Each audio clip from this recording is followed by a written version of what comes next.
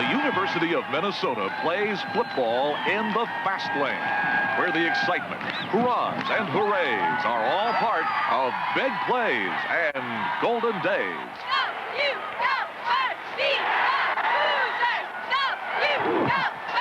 Here we go!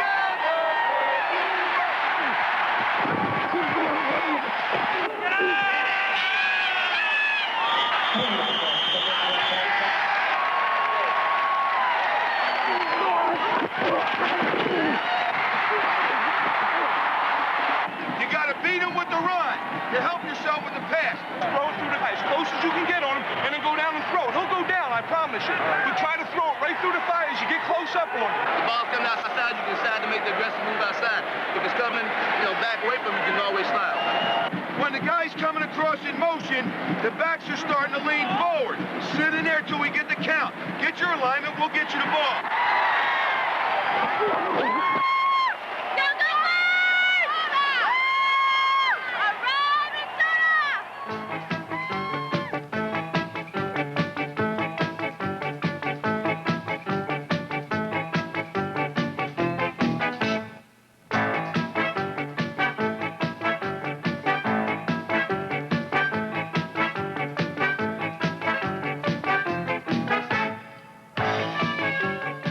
Big plays begin with the kickoff, and the Gophers were fortunate to have one of the Big Ten's best return men. Chris Gators, a speedy sophomore, was second in the conference with 443 yards on kickoff returns. Gators was also Minnesota's main man in running back punts. His longest return, 50 yards, set up a touchdown against Purdue.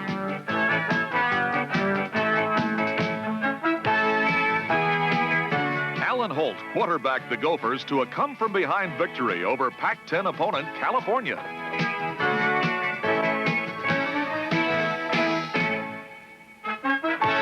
The Gophers ran up almost 400 yards of total offense in this game, and it was a Holt to Gary Couch touchdown pass, which gave Minnesota a lead it never relinquished.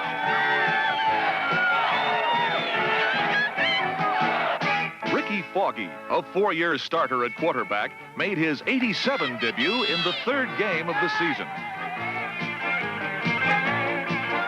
In short order, Foggie and his sweet feet gave Gopher fans a royal treat.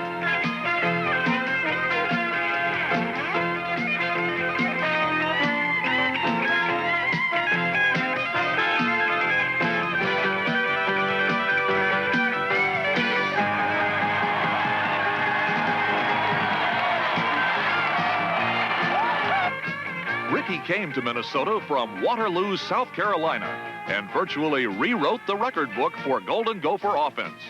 With 6,941 yards, Foggie became Minnesota's all-time total offense leader. In the golden days, no one dazzled more than Ricky Foggie, the player most responsible for spearheading the Golden Gopher gridiron renaissance.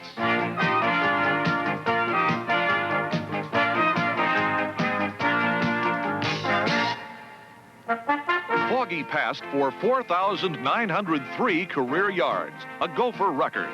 His average gain per pass of 16.8 yards is also a Minnesota record. At Ohio State, Ricky and tight end Craig Otto gave the Buckeye secondary nightmares.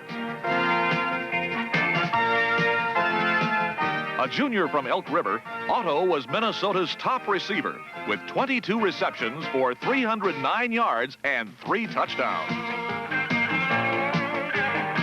In Iowa City, it was especially gratifying for Gary Couch, a native of Davenport, Iowa, to whip the Hawkeye defense on a 45-yard scoring strike. In that same game, Foggie found Chris Gators free for a gain of 54 yards.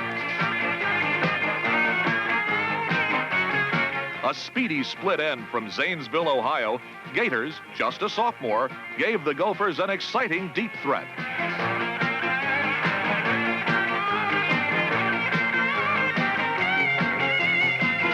While Foggie will be gone in '88, Dennis Carter will return to fortify the Golden Gopher receiving corps.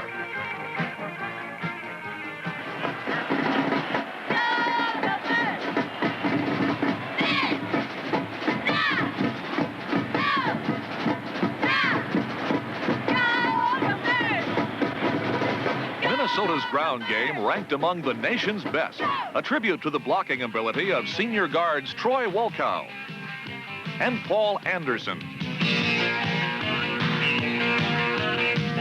On this bit of Minnesota razzle-dazzle, it was the downfield escort service of center Brian Williams, which paved the path for a 45-yard scoring sprint by Gary Couch. The poor man's Pee Wee Herman.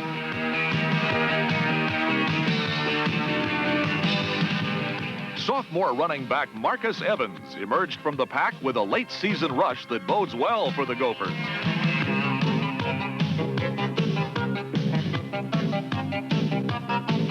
Tailback Darrell Thompson was the primary reason Minnesota had the second best rushing offense in the Big Ten. Following a spectacular freshman season, during which he led the conference in rushing, Darrell was a marked man. Every team the Gophers faced keyed on Thompson. Nevertheless, he still rushed for 1,229 yards to become the first player in Big Ten history to gain more than 1,000 yards rushing in his freshman and sophomore season.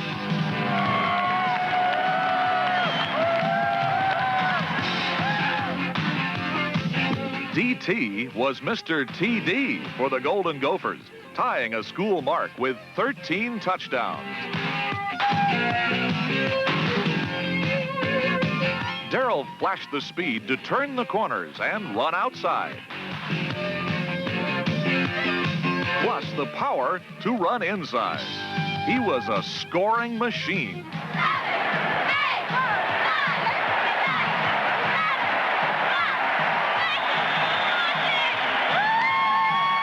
In the big plays of the Golden Days, Darrell Thompson continued to amaze. His instant acceleration and gliding power left defenders strewn in his wake.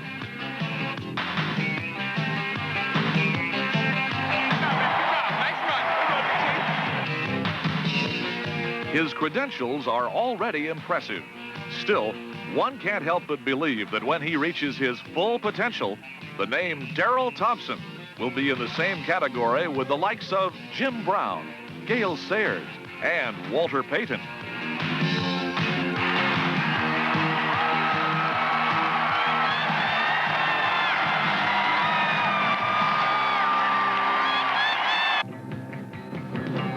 From the trenches of the combat zone, the defense fought with valor to make its contribution to the big plays and Golden Days. Among its heroes were nose guard Doug Mueller, number 46, a four-time Letterman.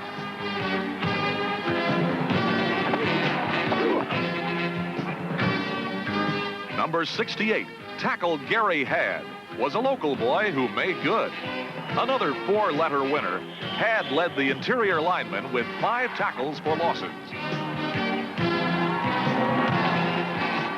Trent Tripp, at 280 pounds, was a high-impact tackle who will return, along with number 90, Ross Huckelberg. What the linebackers may have lacked in experience was compensated for in enthusiasm.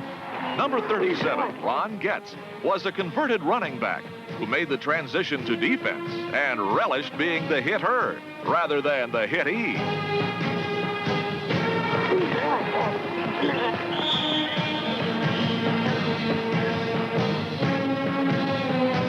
Other linebackers who left an imprint on runners included Terry Harisak, number 13, Scott Stripe, and number 94, Max Stevens. A second linebacker to make the shift from offense to defense was number 33, Brian Bonner. A native of Minneapolis, Bonner came on with a rush. He demonstrated a big play capability that made him one of the most pleasant surprises of the season and helped him win the Butch Nash Award.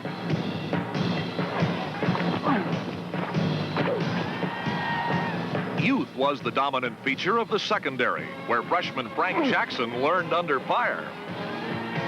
When sophomore Eddie Miles blitzed from the strong safety position, he made things happen.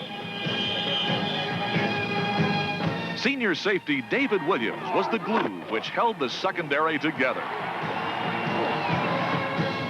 The top tackler among the defensive backs was Charles McCree, a junior cornerback, who also was among the team leaders in breaking up passes and in interceptions.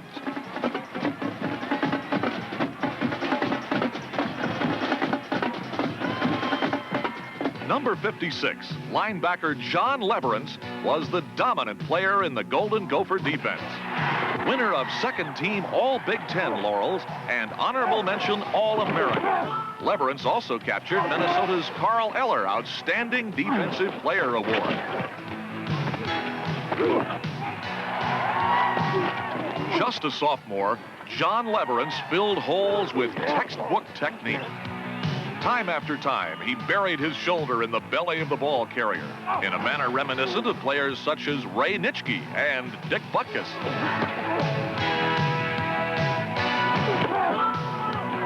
At Ohio State, Leverance outshone the Bucs' Chris Spielman, who won the Lombardi Award as the nation's top lineman. On this day, Leverance had a game-high 22 tackles.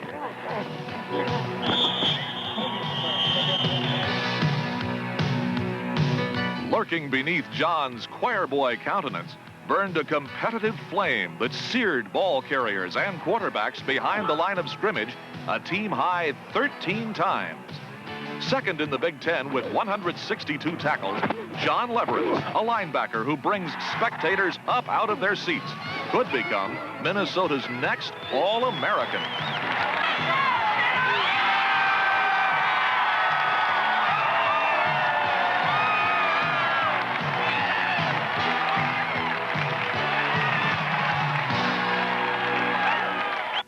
With the Chicago skyline and Lake Michigan in the background, Minnesota orchestrated a microcosm of a highlight film against Northwestern. A flawless flea flicker caught the Wildcats flat-footed. The closest person to Jason Bruce was an official, and the point parade was underway. On their first possession of the second half, the Gophers scored on a 33-yard Foggie to Gators pass.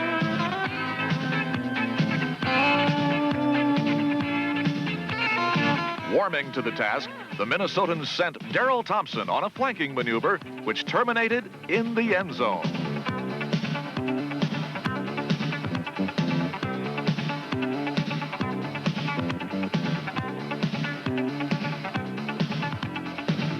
In the fourth period, the pigskin pyrotechnics exploded all over Dike Stadium. Foggie and Bruce combined on an 80-yard bomb, the Gophers' longest scoring pass of the season.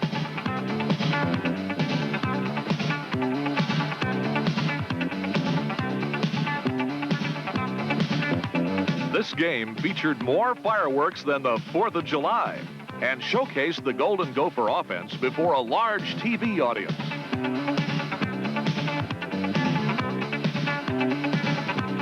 Thompson's 60-yard scamper put the damper on the Wildcat crowd, but brought the Tubas to attention. For Ricky Foggie, Minnesota's most valuable player, this was a day to remember. He passed for 272 yards and rushed for 136 more, for a career-high total offense of 408 yards. The Gophers amassed 612 yards and tallied 45 points in a scoring smorgasbord that satiated the appetites of even their most gluttonous admirers. In the battle against Michigan for the Little Brown Jug, the decibel count at the Metrodome was cranked to full volume. Having lost to the Gophers and Coach John Gutekunst last year, Bo Schembechler knew this was a place where an upset could happen. The Gophers came out of the blocks flying, with Darrell Thompson careening through the Wolverines for 29 yards. Crisp blocking sprung Marcus Evans into the secondary for another first down. A field goal by Chip Lohmiller gave Minnesota an early edge. On their next possession, the Gophers, on a Foggie to Tingelhoff pass, surged into Michigan territory. Evans exploited a soft spot in the Michigan defense for 11 more yards. From close range, Darrell Thompson vaulted into the end zone to give the underdog Gophers the upper hand, 10-0.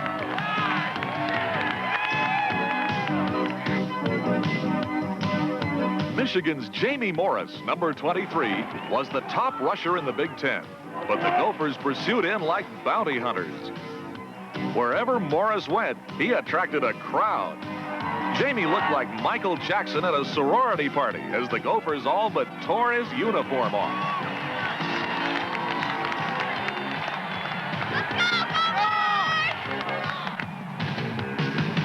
The inspired defenders forced a pair of uncharacteristic Wolverine turnovers.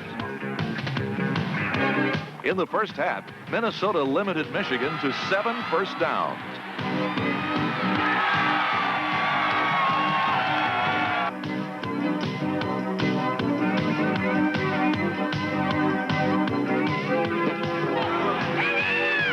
While the Gophers grounded out on offense, Michigan lucked out.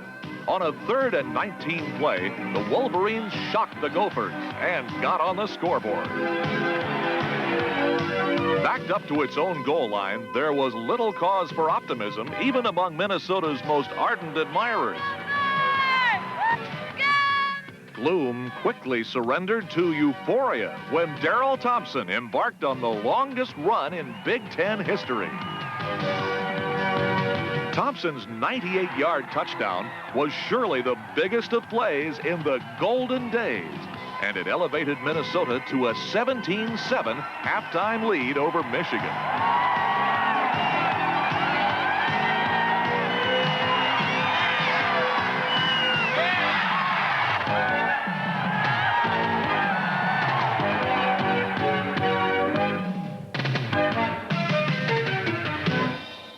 The Golden Gopher defense, which enjoyed an outstanding first half, continued to sparkle in the 3rd quarter. Charles McCree intercepted Michigan's first pass. The momentum belonged to Minnesota, and the Metrodome hadn't heard so much noise since the Twins won the World Series. On 4th and 1 at the Michigan 23, a national television audience saw Darrell Thompson gain what appeared to be a sure first down. But when the bodies were disentangled, the Gophers were ruled to be less than 1/8 of an inch short of the mark, and Minnesota's bubble burst.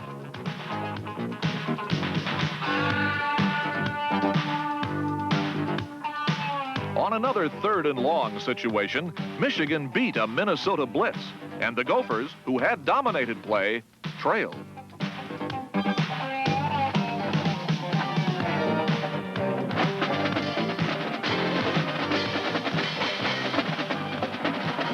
Victory was still not out of reach.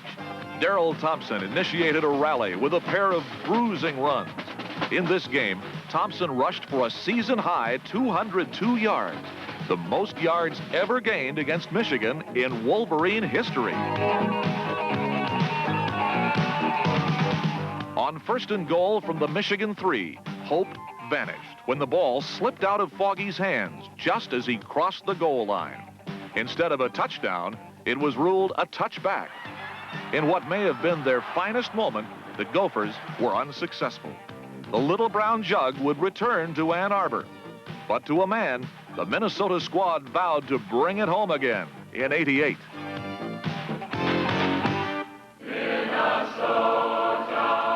The largest crowd of the season filled the Metrodome for the home finale against Wisconsin. The booty? Paul Bunyan's axe, which the Minnesota seniors were determined to retain. These young men had played major roles in the rejuvenation of Minnesota's proud football heritage. In their 4 years in Gold Country, they experienced 3 winning seasons, appeared in 2 bowl games, and fully deserved the plaudits of more than 62,000 fans for their contributions to the big plays and golden days. They will guard thy fame.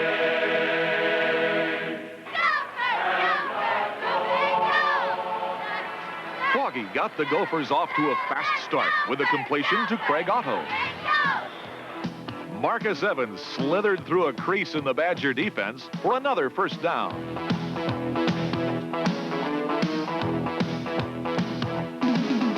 Chip Lohmiller, who owns every place-kicking record at Minnesota, kicked the first of 3 first-half field goals. With 254 career points, Lohmiller is the Gophers' all-time scoring leader. It took all of Lohmiller's efforts to keep the game close. Wisconsin scored the only touchdown of the first half and led 10-9, to the delight of the bellicose Badger boosters. With Brian Bonner leading the assault, the Gopher defense forced a Badger miscue. McCree recovered for Minnesota on the Wisconsin 45.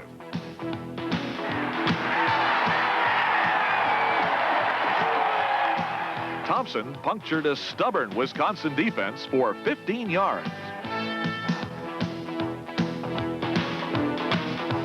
From close range, Foggie leaped into the end zone, and Minnesota regained the lead. The ebb and flow swung back to the Badgers, who scored on their next possession to gain a narrow 16-15 edge. In the fourth quarter, with Wisconsin on a roll, the defense, sparked by John Leverance and Max Stevens, squashed the Badgers, forcing them to settle for a field goal. Wisconsin led 19-15. It would require a touchdown to win.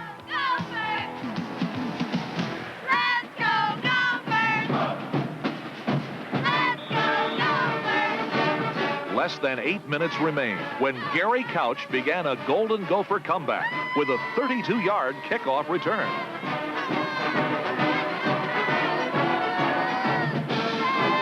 Ricky Foggie realized it was now or never for the Gophers. Foggie himself engineered a tense, tedious, time-consuming ball control attack. In 4 seasons at Minnesota, Ricky had never lost to Wisconsin. First downs were crucial, and he employed all his guile to gain them.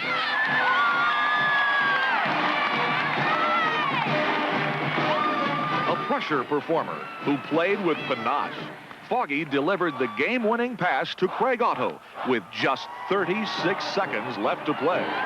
In this game, the lead changed hands 6 times, but when it mattered most, it belonged to Minnesota. Foggie became the 3rd player in NCAA history to pass for more than 4,000 yards and rush for more than 2,000. It was poetic justice that he climaxed his remarkable career in one final glorious moment. All Bunyan's acts would repose for another year in the Golden Gopher trophy case. A tribute to those Minnesota players who excelled in the big plays and golden days.